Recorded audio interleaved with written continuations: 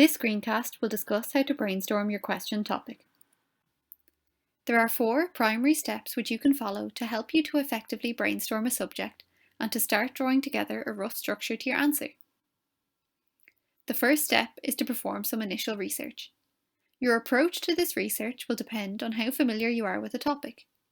If the topic is relatively new to you, Google searches and resources such as YouTube can help you to identify its key components.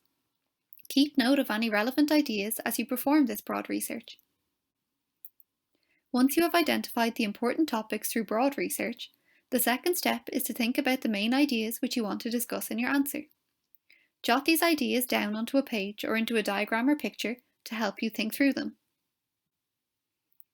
Let's take a look at an example for the question, critically evaluate the claim that the legalisation of drugs in Ireland would be of more benefit than harm to society. We could brainstorm different ideas for this question and come up with a list of topics like those displayed on screen, from addressing issues such as a potential increase in tax revenue to reducing stigma against drug users. The next step in the process is to group any similar ideas which arose. This can help you to identify key topics or related areas so that you have a logical flow and limit any repetition in your answer. You should now have a list of topics related to the question and some ideas for subpoints for each topic. At this stage, it is helpful to begin arranging these topics into an essay outline. We recommend initially starting with 3 main topics. If we take our question about the legalisation of drugs in Ireland as an example, 3 ideas might be to look at the effect on public health, the financial sector, and to draw on international comparisons.